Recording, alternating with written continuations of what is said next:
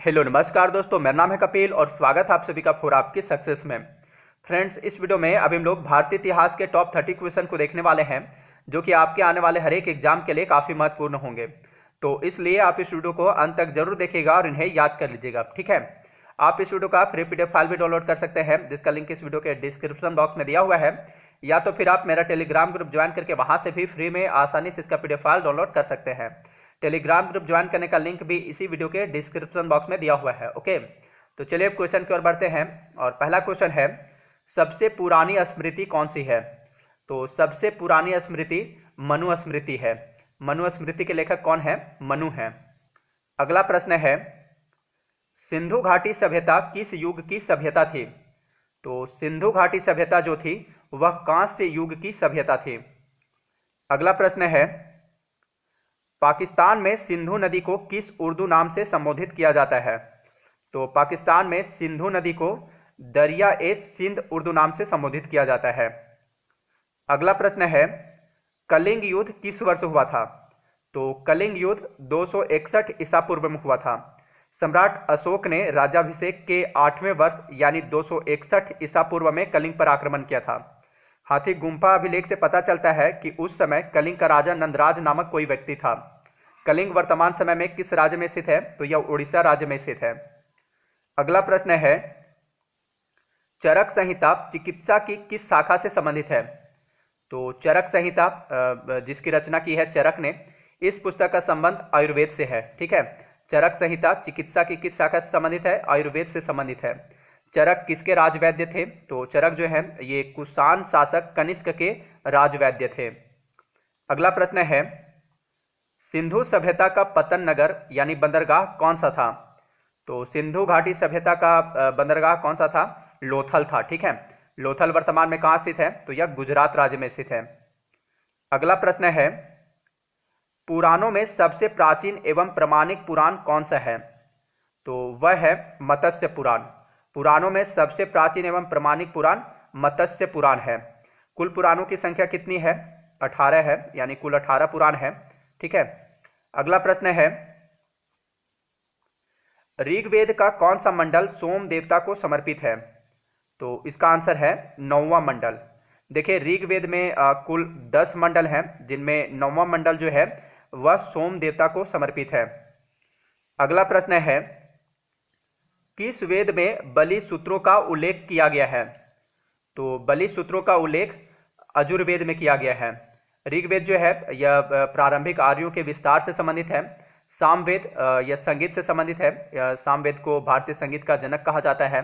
अथर्ववेद यह जादू टोना अंधविश्वास वशीकरण इत्यादि से संबंधित है। अगला प्रश्न है, महमूद गजनवी के सभी आक्रमण में सर्वाधिक महत्वपूर्ण आक्रमण कौन सा था? तो वह था सोमनाथ मंदिर पर आक्रमण, जो कि 1025 से 1026 ईस्वी के बीच आक्रमण किया था। देखिए, महमूद गजनवी ने भारत पर कुल 17 बार आक्रमण किया था, जिसमें सर्वाधिक महत्वपूर्ण आक्रमण कौन सा था? सोमनाथ मंदिर पर आक्रमण था। अगला प्रश्न है, दिल्ली सल्तनत पर बैठने वाला एकमात्र हिंदू से परिवर्तित हो मुस्लिम व्यक्ति कौन था?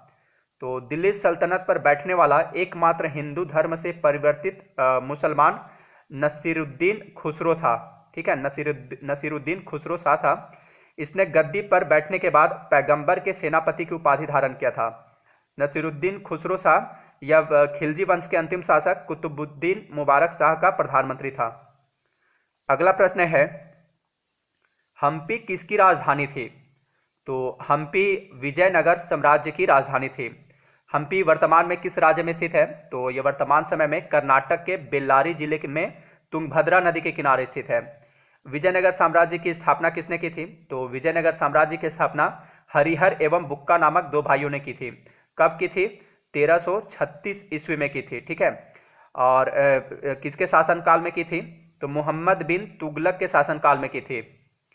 अगला प्रश्न है, तेनालीराम विजयनगर साम्राज्य के किस राजा के दरबार में राजकवि थे? तो प्रसिद्ध कवि तेनालीराम विजयनगर साम्राज्य के राजा कृष्णदेव राय के दरबारी कवि थे।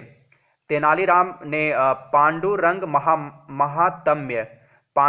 महात्म्य की रचना की थी, जिसकी गणना 5 महाकाव्यों में की जाती है।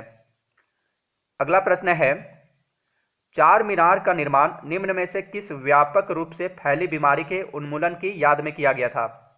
तो देखिए चार मीनार जो कि कहाँ पर है चार मीनार, तो यह हैदराबाद में स्थित है। तो इसका निर्माण चार मीनार का निर्माण प्लेग जैसी बीमारी के उन्मूलन की याद में किया गया था। चार मीनार का निर्माण किसने करवाया था? तो चार मीनार का निर्माण कुली कुतुब शाह ने करवाया था और यह कहाँ स्थित है? हैदराबाद में है। अगला प्रश्न है, तुलसीदास किसके समकालीन थे? तो प्रसिद्ध कवि और संत गोस्वामी तुलसीदास यह जो थे यह सम्राट अकबर के समकालीन थे। तुलसीदास ने लगभग 25 ग्रंथ लिखे, जिनमें रामचरितमानस तथा विनय पत्रिका सर्वोत्तम है। रामचरितमानस की रचना तुलसीदास ने किस भाषा में की थी? अवधी भाषा में की थी, अवधी भाषा में। अगला प्रश्न है, कौन से गुरु को औरंगजेब ने फांसी दी? तो इसका आंसर है गुरु तेग बहादुर को। गुरु तेग बहादुर सिखों के 9वें गुरु थे। इन्हें औरंगजेब ने फांसी दे दी थी क्योंकि उन्होंने इस्लाम धर्म स्वीकार करने से इनकार कर दिया था, इसलिए इन्हें औरंगजेब ने फांसी दे दी थी। अगला प्रश्न है, मिर्जा गालिब किस सम्राट के समय में थे? यानी मिर्जा गालिब किस सम्राट के समकालीन थे? तो मिर्जा गालिब जो थे, जो कि एक महान शायर थे, वे मुगल सम्राट बहादुर शाह द्वितीय के समकालीन थे। बहादुर शाह द्वितीय को बहादुर शाह जफर के नाम से भी जाना जाता है। मुगल वंश का अंतिम शासक कौन था? तो वह था बहादुर शाह द्वितीय। अगला प्रश्न है, भारत के प्रसिद्ध मयूर सिंहासन को कौन लूट कर ले गया था? तो भारत के प्रसिद्ध मयूर सिंहासन या तख्ते हाउस, जिसे शाहजहां ने बनवाया था, इसको नादिर शाह, सॉरी यहाँ पे आदिल शाह है, ठीक है, नादिर शाह आंसर होगा। नादिर शाह ने लूट कर ले गया था, ठीक है, आप इसे याद रखिएगा, मैं पीडीएफ में इसे सुधार दूंगा।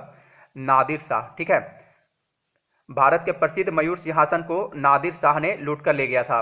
मयूर सिंहासन पर बैठने वाला अंतिम मुगल शासक कौन था? तो वह था मोहम्मद शाह, ठीक है, मोहम्मद शाह को रंगीला बादशाह भी कहा जाता था। इसी के समय में ईरान के सम्राट नादिर शाह ने 1739 ईस्वी में दिल्ली पर आक्रमण किया था और मयूर सिंहासन लूटकर ले गया था। नादिर शाह को ईरान का नेपोलियन कहा जाता है। अगला प्रश्न है, भारत का नेपोलियन किसे कहा जाता है? तो भारत का नेपोलियन समुद्रगुप्त को कहा जाता है। समुद्रगुप्त किस वंश का शासक था? गुप्त वंश का शासक था। अगला प्रश्न है, बाल गंगाधर तिलक को भारतीय अशांति का जनक किसने कहा था? तो बाल गंगाधर तिलक को भारतीय अशांति का जनक अंग्रेज पत्रकार वेलेंटाइन सिरोल ने कहा था। अगला प्रश्न है, सर्वप्रथम किसने 1857 के विद्रोह को भारत का प्रथम स्वतंत्रता संग्राम कहा? तो सर्वप्रथम वीडी सावरकर ने 1857 के विद्रोह को भारत का प्रथम स्वतंत्रता संग्राम कहा था। अगला प्रश्न है, भारतीय सुधार संघ की स्थापना 1870 में किसने की? तो भारतीय सुधार संघ की स्थापना 1870 ईस्वी में केशव चंद्र सेन ने की थी। केशव चंद्र सेन के प्रयास से ही 1872 ईस्वी में बाल विवाह निषेध अधिनियम पारित हुआ था। केशव चंद्र सेन ने वाम बोधनी एवं इंडियन मिरर नामक पत्रिका का प्रकाशन किया था। अगला प्रश्न है, निम्नलिखित में से किस महिला ने भारतीय तिरंगा सबसे पहले फहराया था?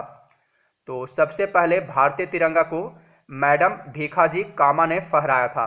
मैडम भीखाजी कामा को क्रांतिकारियों का माता कहा जाता था। इन्होंने ही 1907 में जर्मनी के स्टुटगार्ट में सर्वप्रथम भारतीय तिरंगा लहराई थी। भारत के राष्ट्रीय ध्वज तिरंगा का डिजाइन किसने तैयार किया था? पिंगली वेंकैया ने तैयार किया था। अगला प्रश्न है, निम्नलिखित में से किसने तीनों गोलमेज सम्मेलनों में भाग लिया था?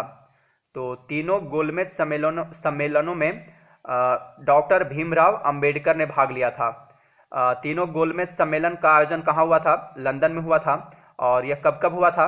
तो पहला गोलमेज सम्मेलन का आयोजन 1930 ईस्वी में, दूसरा गोलमेज सम्मेलन का आयोजन 1931 में और तीसरा गोलमेज सम्मेलन का आयोजन 1932 ईस्वी में हुआ था।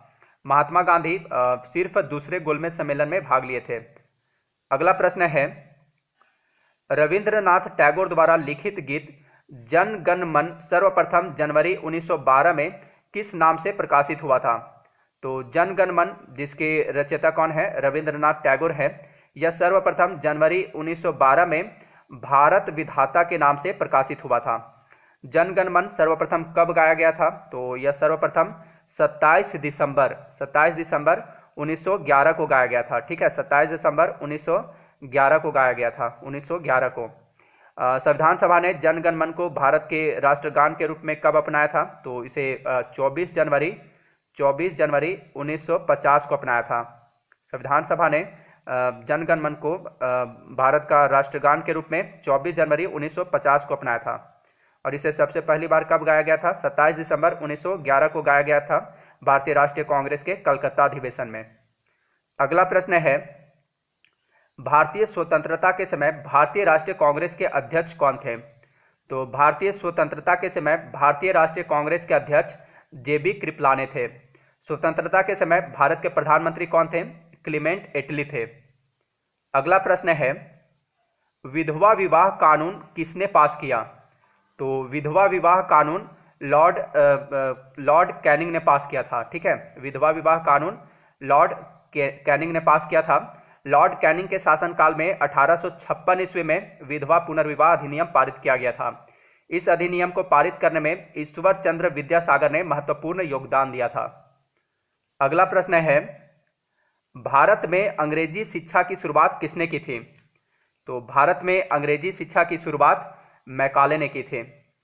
लॉर्ड विलियम बेंटिंक के शासनकाल में मैकाले की सिफारिश के आधार पर 1835 ईस्वी में अंग्रेजी को शिक्षा का माध्यम बनाया गया था, 1835 ईस्वी में। अगला प्रश्न है, निम्नलिखित प्रधानमंत्रियों में से कौन भारत की आज़ादी के बाद पैदा हुआ था? तो इसका आंसर है अभी वर्तमान प्रधानमंत्री नरेंद्र मोदी। ठीक है, नरेंद्र मोदी जो है भारत के एक ऐसे प्रधानमंत्री हैं जिनका जन्म भारत की आज़ादी के बाद हुआ है। प्रधानमंत्री नरेंद्र मोदी का जन्म कब हुआ था? तो इनका जन्म 17 सितंबर 1950 को हुआ है, 17 सितंबर 1950 को। ठीक है, 1950। अगला प्रश्न है और इस वीडियो का last question, all India Muslim league की स्थापना किस वर्ष हुई थी? तो ऑल इंडिया मुस्लिम लीग की स्थापना 1906 ईस्वी में हुई थी। कहाँ हुई थी? ढाका में हुई थी। तो फ्रेंड्स, ये थे भारतीय इतिहास के कुछ महत्वपूर्ण प्रश्न। अब अंत में आपके लिए क्वेश्चन है, भगवत गीता का अंग्रेजी में अनुवाद सर्वप्रथम किसने किया था? तो इसका सही जवाब आप मुझे कमेंट बॉक्स में दीजिएगा। तो इस वीडियो में इतना ही। अगर ये वीडियो आपको अच्छा लगा हो तो इसे लाइक तथा शेयर जरूर कर दीजिएगा। मिलते हैं नेक्स्ट वीडियो में। Thanks for watching.